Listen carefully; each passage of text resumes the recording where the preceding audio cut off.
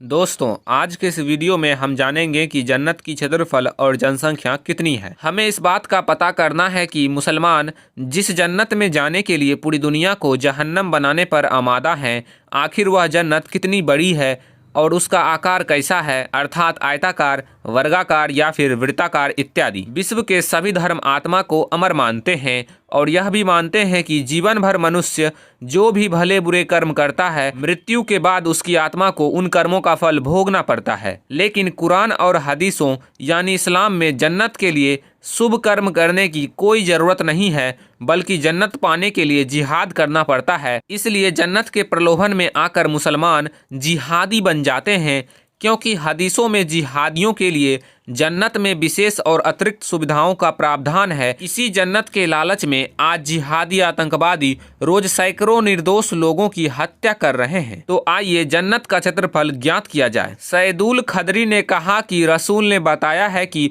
जन्नत के ऊपर एक गुम्बद है जो मोतियों, अकीक और नीलमणि से सुशोभित है और उसका विस्तार अल जाबिया से सनआ तक है। अल तिरमिधी बुक 38 हदीस 2760। चूँकि इस हदीस के अनुसार जन्नत वृत्ताकार है, जिसका फैलाव अल जाबिया से लेकर सना शहर तक है। आज के हिसाब से इन दोनों शहरों की बीच की दूरी 2171.19 किलोमीटर है। गणित की भाषा में इस दूरी को वृत्त का व्यास कहेंगे। किसी भी वृत्ताकार जगह का क्षेत्रफल निकालने के लिए उसकी त्रिज्या यानी रेडियस निकालनी पड़ती है। यह व्यास की आधी होती है। हिसाब के अनुसार जन्नत की त्रिज्या 1085.59 किलोमीटर है। इन तथ्यों के आधार पर गणना करने पर मुसलमानों की जन्नत का कुल क्षेत्रफल यानी टोटल एरिया 37,541.82 स्क्वायर किलोमीटर अर्थात वर्ग किलोमीटर होता है। तो आइए अब जन्नत की जनसंख्या ज्ञात किया जाए। रसूल ने कहा कि अल्लाह ने मुझसे वादा किया है कि